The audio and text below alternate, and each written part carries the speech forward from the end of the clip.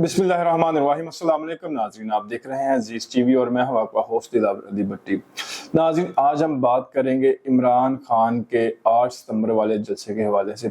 इस हवाले से सदीक जान से कुछ सवाल किए गए तो उनके हम आपको जवाब बताएंगे कि सदीक जान ने क्या अहम खबरें जो हैं वो दी हैं, उनके क्या जवाब थे, उनका इसके हवाले से उनका क्या कहना था। नाज़रीन, सबसे पहले सदीक जान से सवाल किया गया कि 8 सितंबर वाला जो जलसा है वो पीटीआई के लिए कितना अहम है, वो पाकिस्तान की अवाम के लिए कितना अहम है और ये क्यों इतना ज़रूरी है। जिस पर सदीक जान ने क्या कहा वो हम आपको सुनाते हैं। देखें, मैं आपको शुरू में बता देता हूँ कि आप बात जलसे नहीं, जलसों की नहीं, कहीं और जा रही है। सवाबी जलसे का उन्वान क्या था, याद है आपको? मुझे याद नहीं है। खान की पुकार, ओके, ये उसका उन्वान था। ठीक है, सवाबी जलसा जो है ना वो आखिरी फेज़ का आगाज़ था और ये जो आखिरी फेज़ है ना उसमें सबके पास ऑप्शंस ख़त्म होते जा रहे हैं। इवन के इमरान खान के पास भी ऑप्शंस ख़त्म होते जा रहे हैं, खुद इमरान खान के पास भी। इमरान खान ने एक जुमला कहा, पहले तो सवाबी पे आ जाता हूँ। जब सवाबी जलसा होना था तो इमरान खान साहब ने असद कैसर साहब को बुलाया, क्योंकि सवाबी उनका होम ग्राउंड है। और खान साहब ने ना बड़े मान के साथ कहा असद कैसर साहब को कि असद,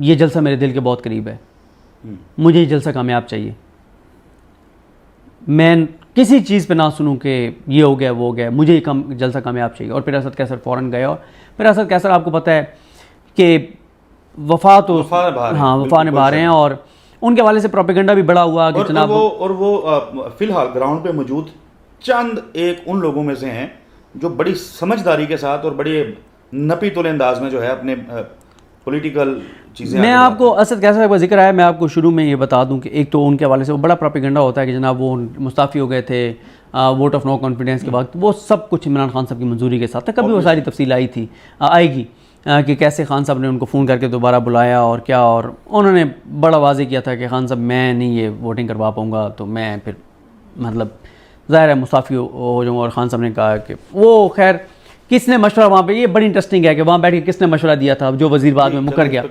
इस पर ये टॉपिक आज नहीं है तो इसलिए। फिर दूसरा ये मैं आपको बताऊँ कि 8 फरवरी के फ़ौरन बाद ना ये हुआ कि असद कैसर साहब गए इधर मौलाना फजल रहमान साहब के पास। तो 8 फरवरी के फ़ौरन बाद इस्टेब्लिशमेंट ने शुरू में बहुत इंगेज कर लिया था, पीटीआई की बाहर लीडरशिप को बहुत ज़्यादा इंगेज कर लिया था। होता यह है कि असद कैसर साहब जाते हैं मौलाना फजल रहमान से मिलने, तो इस्टेब्लिशमेंट के ज़िम्मेदारान फ़ोन करते हैं उन लोगों को जो पीटीआई के इंगेज हो चुके थे उनके साथ, कहते हैं ये असद कैसर क्या लेने गया मौलाना के पास। उन्होंने कहा जी ज़ाती हैसियत में गया। उन्होंने कहा आप क्लैरिफाई करें। अगले दिन क्या हुआ कि असद कैसर साहब दोबारा चले गए। ठीक है, अगले दिन या उससे अगले दिन इस्टेब्लिशमेंट के लोगों ने पीटीआई के लोगों को फ़ोन करके कहा कि तुम लोग हमें कहते रहे कि मौलाना आज़ादी कैपेसिटी में गया, आज मौलाना गए हुए पार्टी के ब्याह पे, ये तुम हमसे डबल गेम कर रहे हो, झूठ बोल रहे हो। उन्हें कहा गया कि आप फिर प्रेस कॉन्फ्रेंस करें कि असद कैसर ज़ाती हैसियत में गया। फिर पीटीआई के कुछ लोगों को टास्क दिया गया और उन्होंने फिर बयानात दिए मौलाना फजल रहमान के खिलाफ। याद है। ठीक है, इस्टेब्लिशमेंट नहीं चाहती थी कि 8 फरवरी के फ़ौरन बाद पीटीआई और मौलाना एक पेज पे आ जाएं और कहीं ये ना हो कि मौलाना और पीटीआई के लोग जब इकट्ठे होंगे और मौलाना देखे ना, लोगों को बहुत सारे लोग ज़ाहिर है मौलाना साहब के अगेंस्ट एक है वो जो कुछ उनका माजी था, और अब भी मौलाना साहब को इतनी क्रेडिबिलिटी उनकी नहीं है। आसिफ अली ज़रदारी से मिले हैं, मोहसिन नकवी से, कोई पता नहीं है वो काजी साहब की एक्सटेंशन पे वोट हुकूमत के हक में दें। मैं उनको इस वक्त हुकूमत के साथ गिन रहा हूँ जब तक वो कैटेगोरिकल आगे नहीं कह देते कि हम वोट नहीं देंगे। लेकिन ये चीज़ आप देखें कि 8 फरवरी के बाद मौलाना साहब ने जहाँ जहाँ जलसे किए, बहुत सख्त इस्टेब्लिशमेंट की तकरीरें की, नाम ले लेके। कोई FIR हुई है? नहीं। कोई बंदा उठाया गया? बिल्कुल नहीं सर। उसकी वजह यह है कि मौलाना साहब से ना इदारे बहुत डरते हैं। उनके पास जो मजहबी एक फोर्स है ना मदरसों की और ये सारी और मसाजिद, और वो बड़े खौफजदा होते हैं कि इनसे, और एक ऐसे टाइम पे जब पूरी रियासत पीटीआई से लड़ रही है तो वो एक और चैप्टर खोलेंगे, तो वो नहीं करते। तो इस्टेब्लिशमेंट को ये था कि किसी सूरत भी पीटीआई और मौलाना इकट्ठे ना हो जाएं, तो इसलिए उनको टास्क दिया गया। खैर, लेकिन इसलिए जो आपने असद कैसर साहब की बात की थी ना, मुझसे अगर आप पूछें 8 फरवरी के बाद जिसने सबसे सेंसिटिव अहम चीज़ किया उसका नाम असद कैसर है। उसने इन सबको एक प्लेटफॉर्म पे लाया, अचकज़ई साहब को, इन सारी पार्टी, अखवंज़ादा साहब हैं और ये सब हैं। ठीक है, अल्लामा राजा नासिर अब्बास का बड़ा उसमें किरदार है, साहबजादा हामिद रज़ा का किरदार है, और जो पार्टीज हैं उनका किरदार है। अच्छा, अब आ जाए इस बात पर कि 8 सितंबर, पहली बात तो यह है कि इमरान खान साहब ने जेल में ये कहा है कि अपने लीडर्स को कहा लास्ट मुलाकात में कि कारकुन आगे निकल गए हैं, तुम पीछे रह गए हो, तेज चलो, कारकुनान से आगे निकलो, वरना ये जो तूफान, ये जो सैलाब कारकुनान का कुचल के रख देगा तुम्हें। जुमला क्या था? कारकुन आगे निकल गए, तुम पीछे रह गए हो, भागो, निकलो इनसे आगे, लीड करो इनको, वरना कारकुन आगे निकल जाएगा, तुम पीछे रह जाओगे और पीछे से आने वाला सैलाब तुम्हें भाग के ले जाएगा, कुचल देगा तुम्हें। ये इमरान खान के अल्फाज थे। देखें, इमरान खान साहब जो है ना, उनको भी इस बात का अंदाजा हो गया है कि जनाब मैंने जलसा कैंसिल करवाया और क्या हुआ है, लोग निकलना चाहते हैं, ठीक है। लेकिन अब चीज़ें जो डेवलपमेंट्स हो रही हैं ना, ये 8 सितंबर आप सुन लेंगे कि पीटीआई का जो थीम है वो क्या होगा। पीटीआई 8 सितंबर का जलसा जो है वो जलसा नहीं कर रही, अच्छा, वो जलसे से बढ़ के इमरान खान के इस्तकबाल की तैयारियों की रिहर्सल करने जा रही है।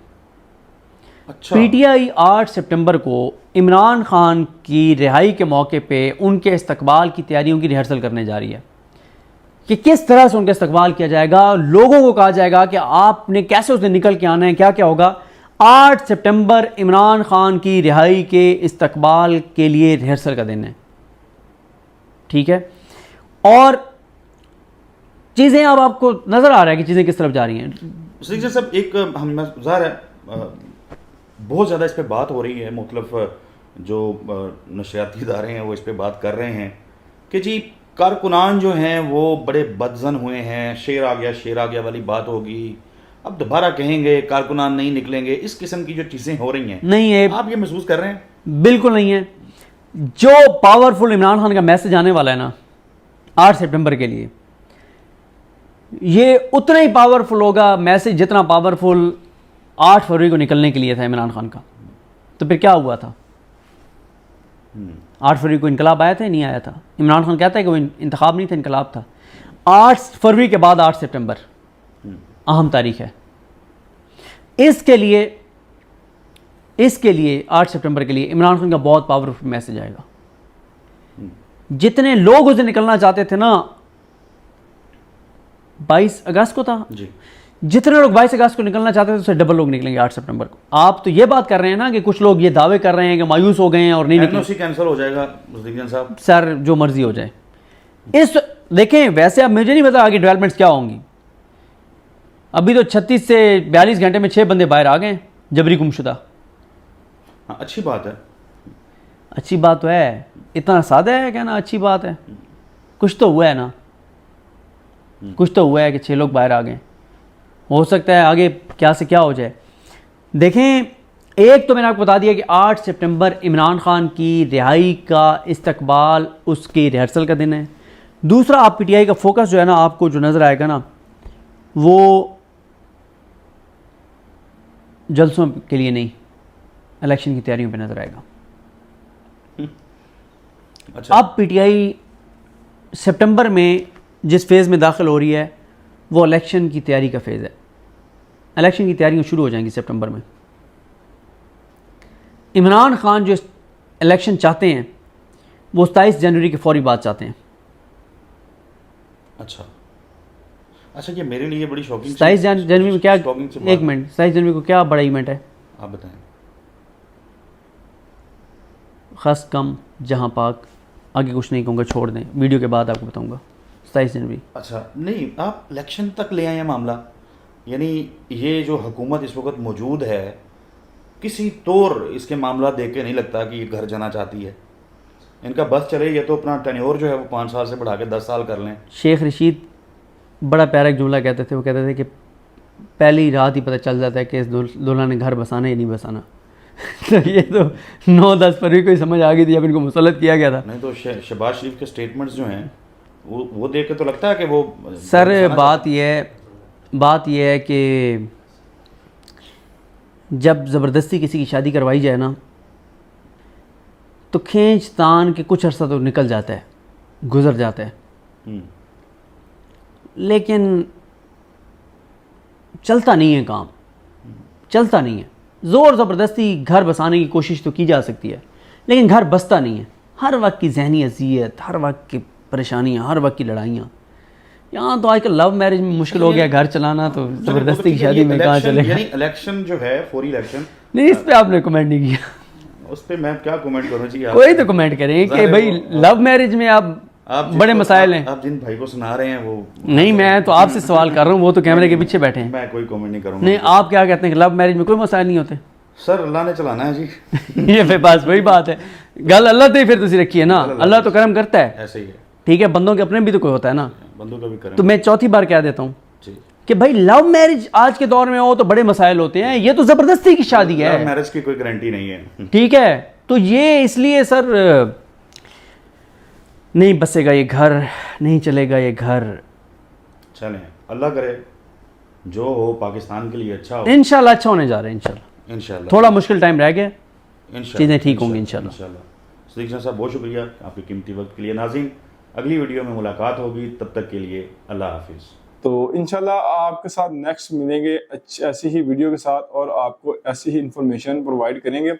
हमारे चैनल को लाइक और सब्सक्राइब लाजमी कीजिएगा, और कमेंट सेक्शन में अपने राय का इजहार ज़रूर कीजिएगा। इजाज़त दीजिए, अल्लाह हाफिज़।